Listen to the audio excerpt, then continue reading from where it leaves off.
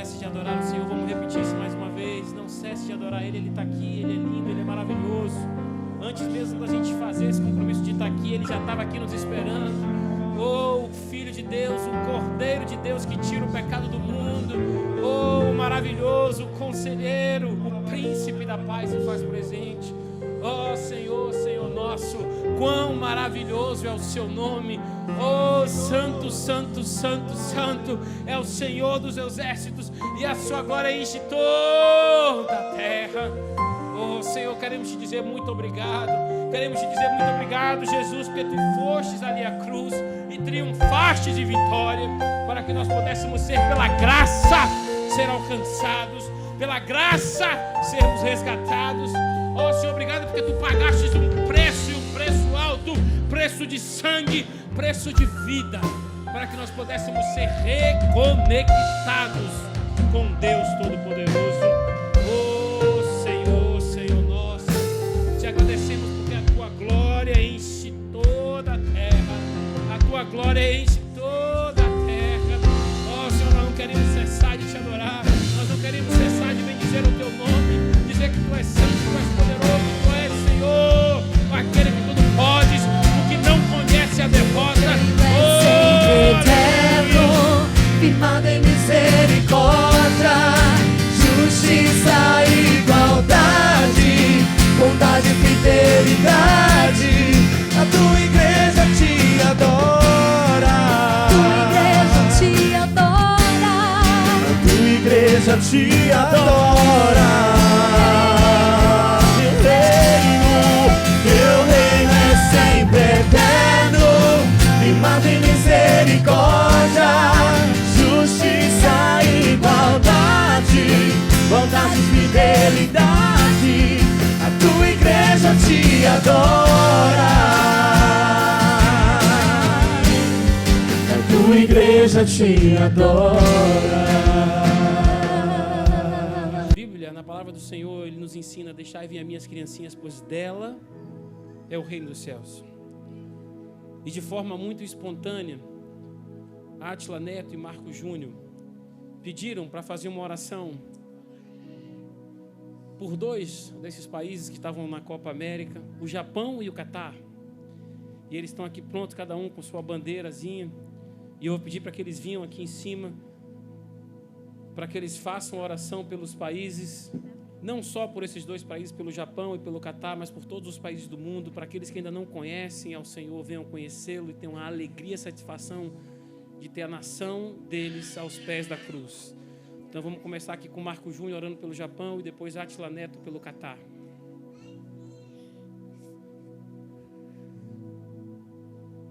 Senhor Deus, Pai Todo-Poderoso, abençoa o país que é o Japão, que foi convidado para participar da Copa América. Senhor, abençoa toda a população dele, abençoa todos as cidades, as capitais. Senhor, abençoa toda a população, que nunca falte nada naquele país e que ele sempre seja bem-vindo aqui em Salvador, na Bahia, e também em todas as capitais da Bahia, todas as capitais do Brasil. Abençoa, Senhor, assim como a população do Japão, também todas as nossas populações de todos os países. Em nome de Jesus, amém.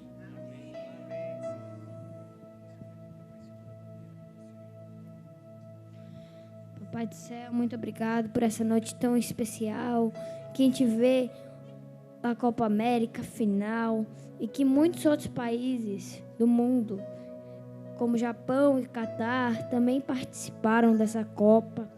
Em nome de Jesus, faça que todo mundo no Oriente Médio, porque tem um conflito, eu não sei se vocês sabem, mas os árabes e os judeus, faça que os árabes aprendam sobre você, Senhor. Faça que eles se convertam exatamente nessa noite. Faça que parem todos os conflitos que está tendo no mundo. Faça que tenha paz. Faça que todos os países sejam abençoados com tua glória. Em nome de Jesus, faça que a população do mundo perceba que tu é o único país. O teu reino é o único país que existe. E que tu é o único rei. Faça que eles percebam isso. Faça que eles te glorifiquem, porque tu é o único Deus que merece glorificação, porque você é o único Deus verdadeiro.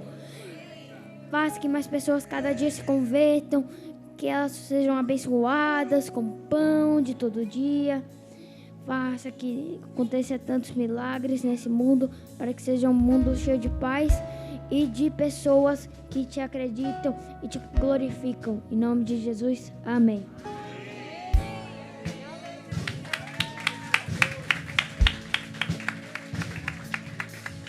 Aleluia.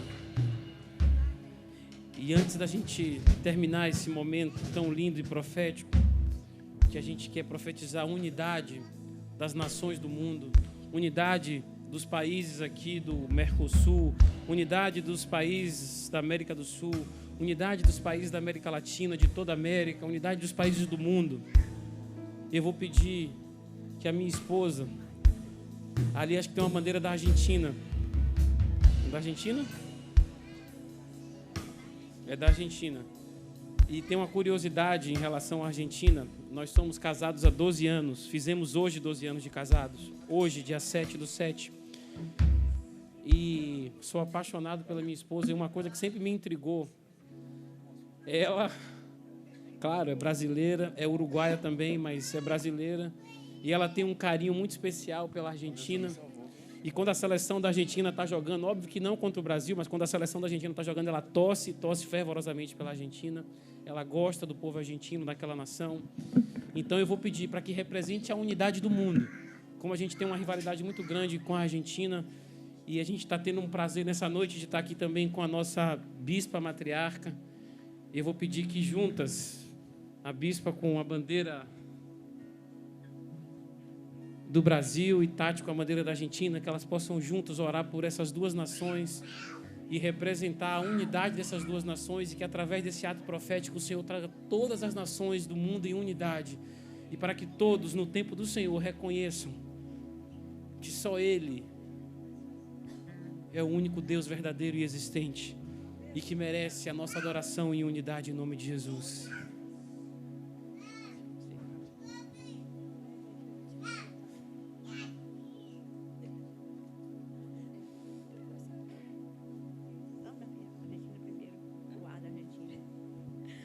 Senhor, meu Deus, meu Pai, nós estamos aqui, Senhor, nessa noite, porque nós somos uma só nação, nós somos um só povo, nós somos a linhagem de Jesus. E nós queremos, Senhor, implementar, Pai, a cultura de Jesus, Senhor, nesses países, meu Deus. Por isso que nós temos que amar, Senhor, os nossos vizinhos. O Senhor manda nós amarmos os nossos vizinhos.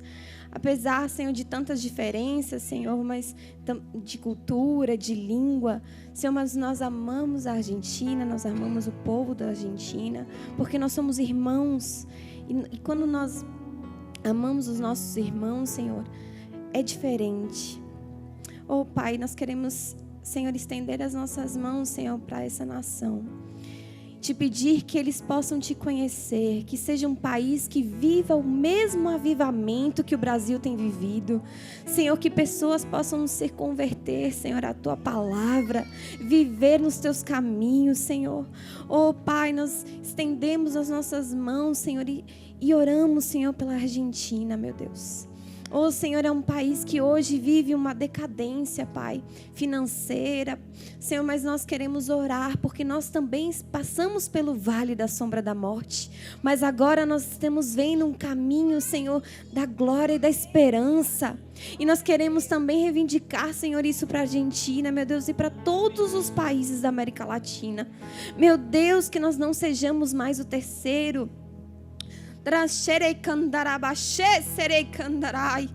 Mas que se levante, Senhor, daqui, Pai.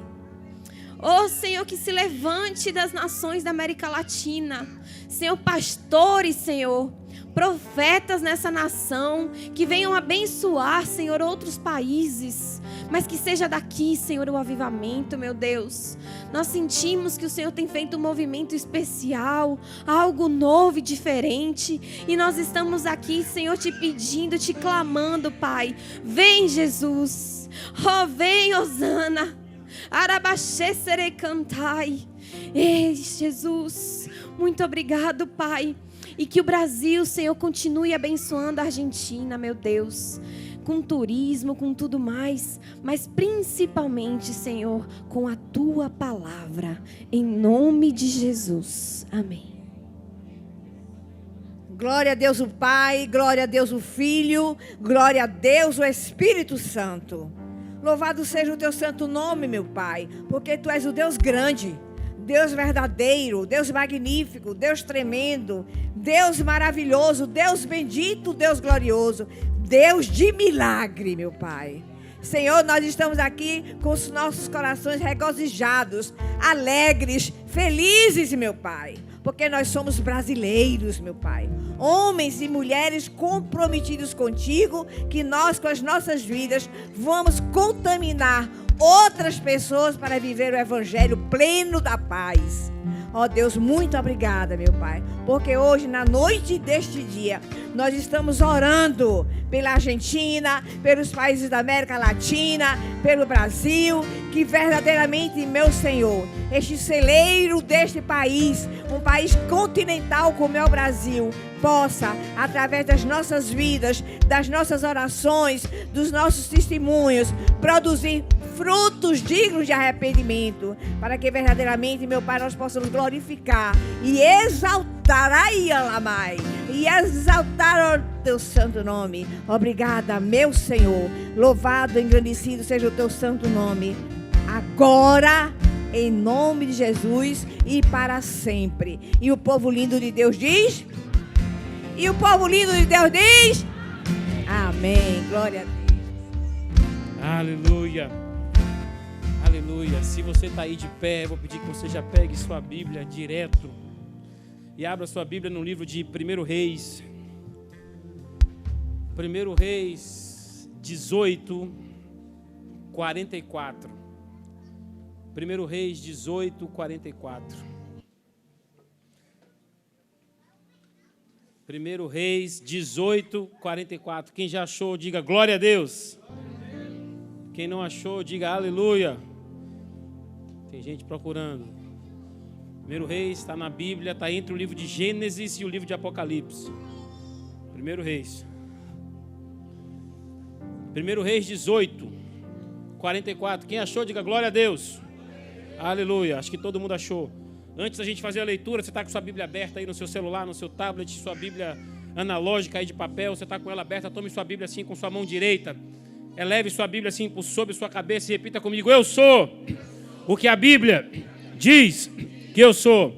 Eu tenho o que a Bíblia diz que eu tenho, e eu posso o que a Bíblia diz que eu posso fazer. Que esta palavra esteja sempre muito perto de mim, na minha boca e no meu coração, para eu praticá-la.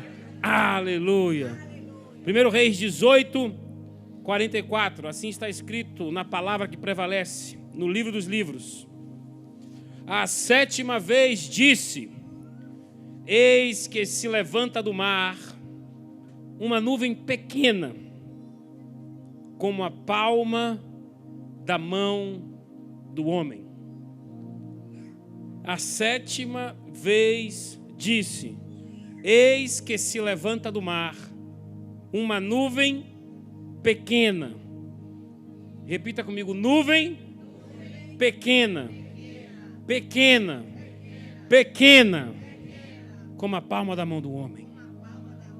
Aleluia. Senhor da glória, essa é a tua hora, meu Pai. Toma as nossas mentes cativas a ti. Ó, Senhor amigo Espírito Santo, revela a tua palavra a nós nessa noite, para que nós possamos aprender mais de ti, do teu reino, e através da tua palavra revelada nessa noite, nós possamos viver com intensidade tudo aquilo que tu tem para nós vivermos na nossa caminhada contigo, em nome de Jesus. Amém. Pode se assentar, por favor. Será uma palavra breve, muito rápida. Primeiro, pelo avançado horário. Segundo, porque a gente ainda está em clima de festa. A gente quer chegar em casa e ainda continuar celebrando mais essa vitória que a gente conquistou hoje.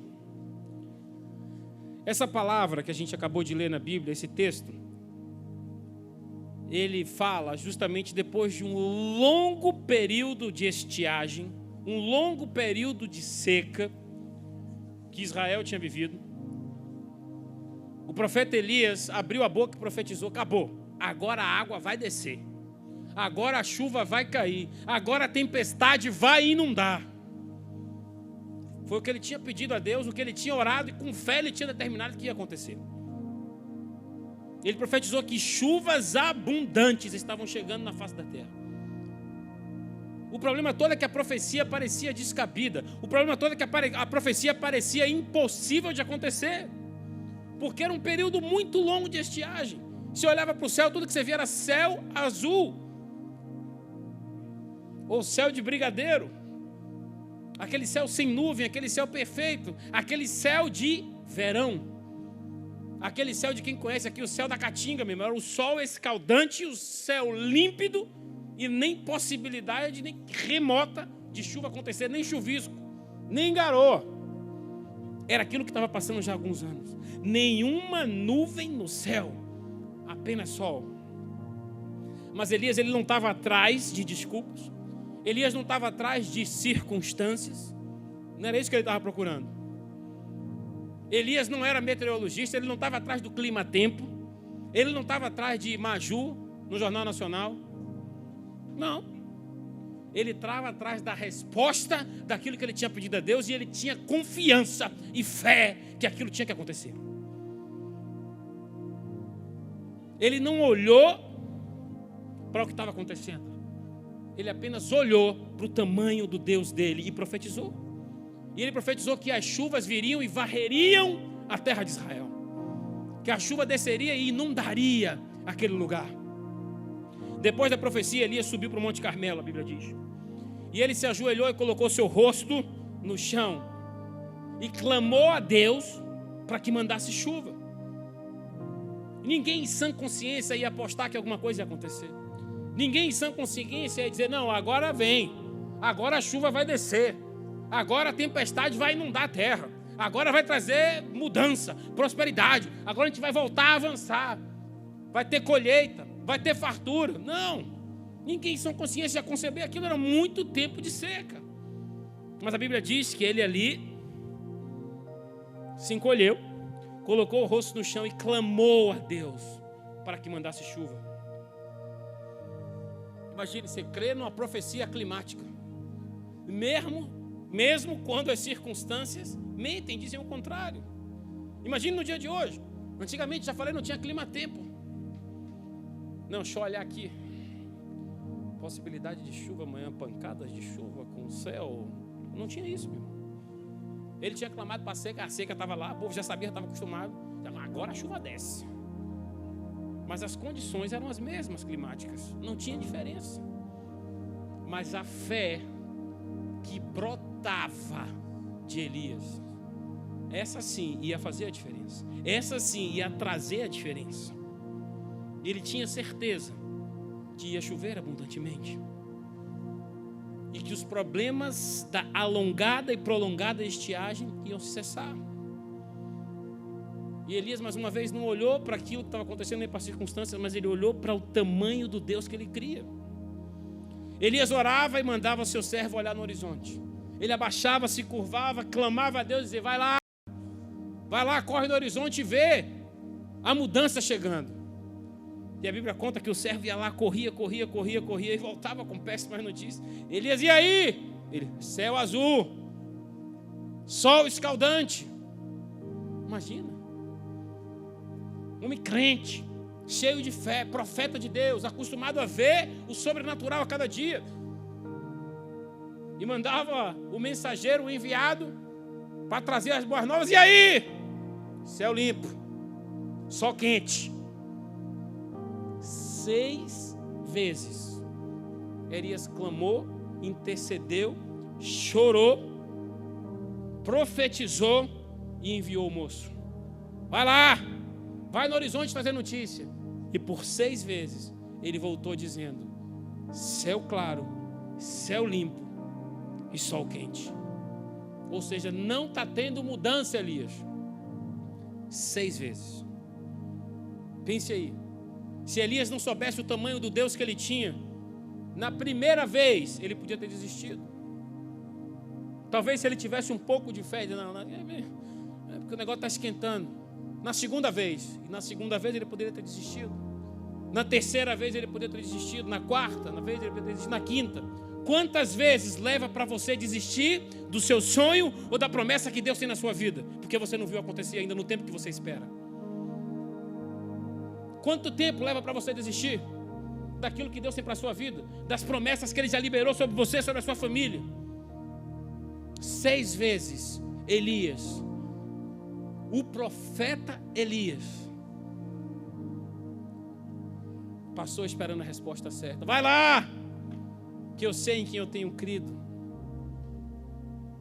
Céu limpo e sol quente. 6 vezes o rapaz voltou com péssimas notícias. O céu continuava azul e não havia nuvens à vista. E Elias voltava a orar, voltava a interceder. E na 7ª vez, a mensagem mudou. Na 7ª vez, o rapaz voltou e disse a Elias: eis aqui uma pequena nuvem, como a mão de um homem subindo do mar. Eis aqui uma pequena nuvem. Imagine você olhar para o horizonte, aquele céu imenso, azul límpido, sol quente, de rachar, escaldante, e você querendo chuva para inundar a terra, e você vê uma nuvem desse tamanho.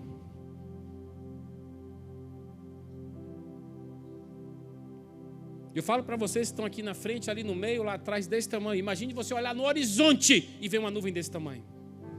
Porque se você quiser fazer um teste, você pode colocar assim a sua mão, quanto mais próxima de você ela estiver, maior você vai achar, ela vai tapar a sua visão.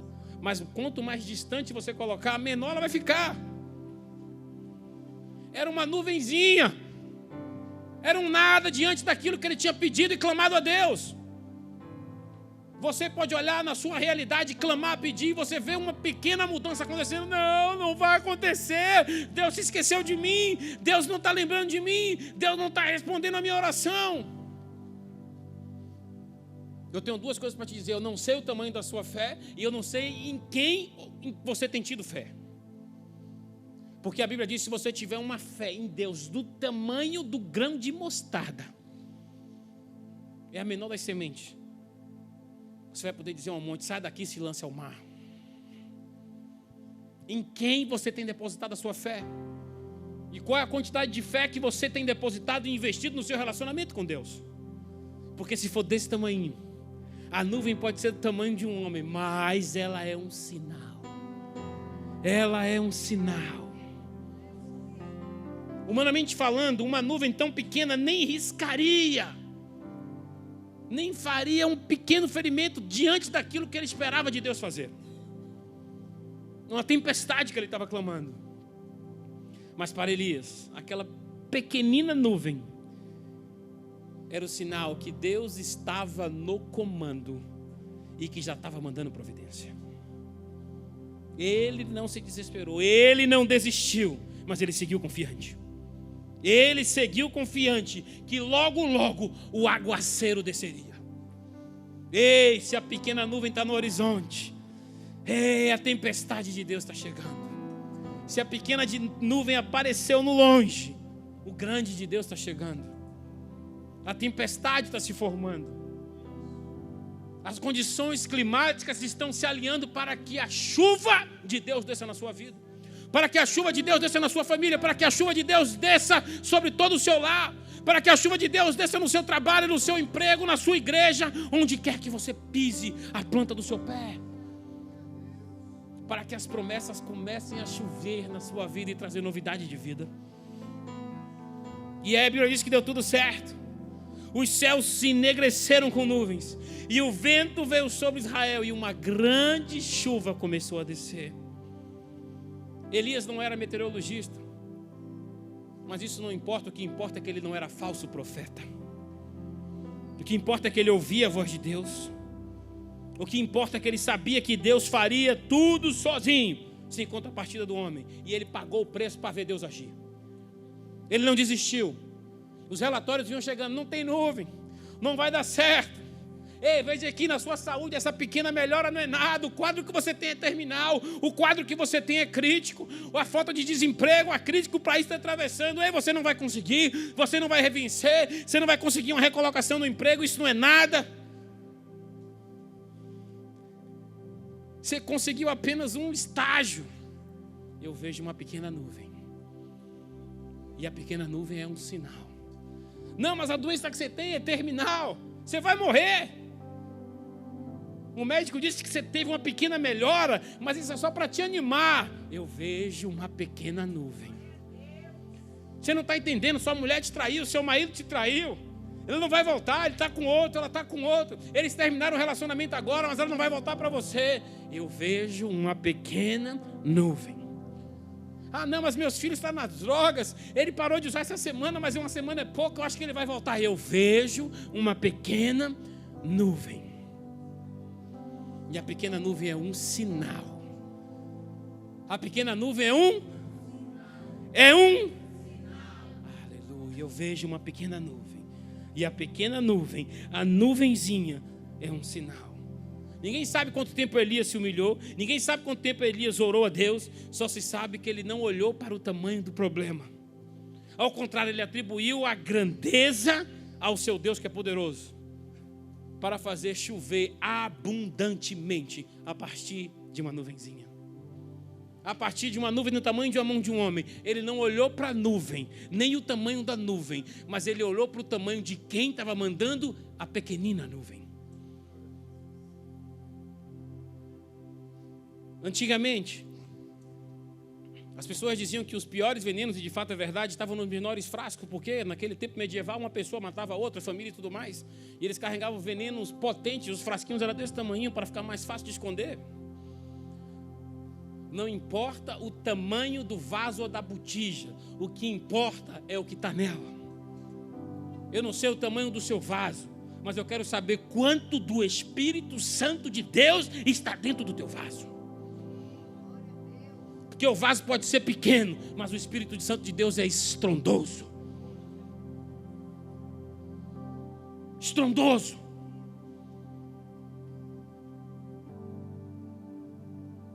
E Ele quer usar você. Por mais que a nuvem seja pequena, o nosso Deus é grande.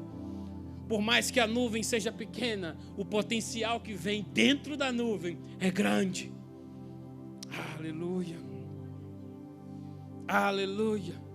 A Bíblia nos conta que no vale de Elá, os filisteus estavam alinhados para lutar contra o exército de Israel. E eles chegaram num acordo que, em vez de ter guerra, eles iam fazer um duelo. E eles pegaram o melhor duelista que eles tinham, um gigante de 3 metros chamado Golias, e disse: esse é o nosso campeão. Manda alguém de vocês aí agora. E quem ganhar esse duelo, ganhou a guerra.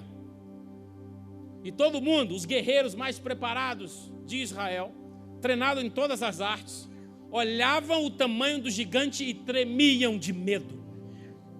E aí chegou um pequenino, um jovenzinho, bonitinho e ruivo, e não olhou em nenhum momento o tamanho do gigante. E o pessoal dizia: é um gigante, e ele é terrível, e a lança dele é feita de um tear de tecelão, e ela pesa não sei quantos ciclos de bronze, e o escudo é desse tamanho, e a espada é daquele tamanho. E ele não olhou nada disso.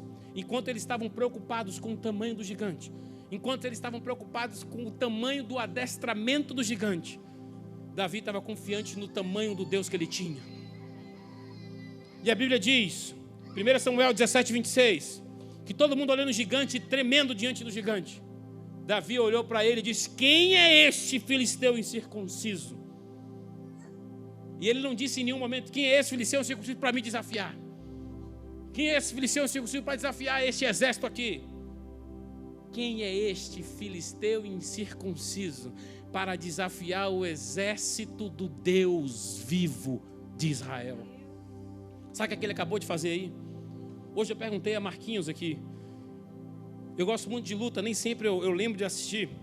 E ontem teve uma luta que eu queria muito ver, que foi a de John Jones e Marreta. Eu perguntei a Marquinhos como é que foi a luta. Ele falou, Marreta perdeu, mas perdeu nos pontos. Foi uma luta dura. Por que é que eu estou falando isso? Quem aqui já assistiu alguma luta ou de boxe ou de UFC ali? Você tem um ringue ou você tem um octógono. Sabe o que Davi fez? Davi estava lá, meu irmão, dentro do octógono. Já porque no ringue você corre, no octógono fechou a jaula mesmo, não tem jeito. Ele estava no octógono já com o gigante. Para enfrentar o gigante. E simplesmente o que ele fez com essa declaração dele, sabe o que ele fez? Ele saiu do octógono e botou Deus lá dentro. Ele falou, agora é com você. Que eu perguntei, quem é esse gigante para enfrentar Deus? Ou seja, não é comigo. Ele botou Deus dentro da briga. Ele disse, a briga é sua, porque eu vou confiado em ti. Eu vou adestrado por ti. Eu vou confiado na tua mão, que tu és o Senhor dos exércitos, aquele que vai adiante de nós, nos garantindo a vitória. Botou Deus no octógono. Disse, a briga é tua agora. É tua agora. Quem é esse filisteu para desafiar o Deus vivo? Davi não levou a afronta para o lado pessoal. Antes ele transferiu na mesma hora um insulto para Deus. Do ponto de vista humano, Davi era inexperiente. Ele era novo. Ele não tinha experiência na batalha, na guerra. Ele era jovem, era baixinho, era ruivo. Ele não podia com um homem daquele tamanho, cerca de 3 metros. Mas do ponto de vista espiritual, Golias era menor do que pó de pulga. Ele era um nada. Golias era de um tamanho negativo e Davi era um gigante do ponto de vista espiritual, porque ele sabia que ele tinha crido e ele tinha certeza que era poderoso para livrar ele de qualquer coisa. De qualquer coisa. Que o Senhor é grande. Então lutar na base da força física, lutar na base do conhecimento físico e próprio, não era uma opção. O negócio era transferir a luta para o plano espiritual. Foi o que o Davi fez. E é que eu quero te encorajar e te ensinar nessa noite. Se a luta está grande, transfira de você fisicamente para Deus. Leve a luta para o plano espiritual, porque tudo que a gente vive começa primeiro no mundo espiritual. Às vezes você está vivendo uma luta grande. Ai, porque a luta é grande, você não sabe. Ai, que tribulação. Está passando porque quer.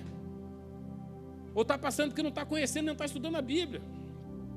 Esses dias eu estava conhecendo com uma pessoa. Ela chegou assim e disse, ai meu Deus, dá-me paciência. Eu falei, não peça paciência não. Porque na Bíblia diz que Deus dá paciência para aquele que está passando tribulação. Porque a tribulação gera a paciência. Aí eu falei, Deus, dá-me paciência. Tome tribulação para você aí no lombo. Pra você aprender a ter paciência. Não, meu irmão, fique esperto. Fique esperto nisso aí. E Davi automaticamente transferiu a luta terrena para o plano espiritual. E aí ele ficou grande. Porque quando Deus te enche, meu irmão, Ele vem com o DNA dele, com o espírito dele. Ele vai te fazer gigante como ele. Nós somos filhos e filhas de Deus. De Deus. O que eu quero dizer? Qual é a moral da história? Se nós formos lutar na base de cara e de coragem contra os problemas gigantes que estamos enfrentando na nossa vida, na nossa caminhada, não vai dar nem para o começo, nem para começar. A derrota será uma questão de momento, uma questão de fluxo normal da vida. Porém, se a gente transferir as lutas para o ringue espiritual, para o octógono espiritual, para o ringue onde Deus possa entrar, então a vitória é certa, a vitória é garantida. Mas não pense que é facinho fazer isso. Não pense que é mole fazer isso. Porque nosso Deus, Ele requer algumas coisas. E não é no nosso imediatismo que a gente vai ter as soluções imediatas. Deus não trabalha no modo assim acelerado. A boa notícia é que Ele é eterno. E o tempo pertence a Ele. E a justiça pertence a Ele. E tudo pertence a Ele. E melhor notícia ainda é que Ele é todo poderoso. E que nada, nem nenhuma circunstância, jamais vai fugir do controle de Deus. O que a gente precisa fazer? Mudar o nosso modo de pensar e o nosso modo de agir. E aumentar o nosso sintonia e o nosso sincronismo direto com Deus, a nossa conexão com Deus. E esperar em sua misericórdia, sabendo que no tempo dele, Ele vai fazer tudo perfeito. A Bíblia no Salmo 23:1 diz assim: o Senhor é o meu pastor. O Senhor é o meu pastor. O Senhor é o meu pastor. O Senhor é o meu pastor. Nada me faltará. Nada me faltará. Não vai me faltar prosperidade. Não vai me faltar uma família feliz. Não vai me faltar saúde plena e perfeita. Não vai me faltar emprego. Não vai me faltar sucesso. Não vai me faltar garantia de vitória. Porque o Senhor é o meu pastor. Nada vai me faltar.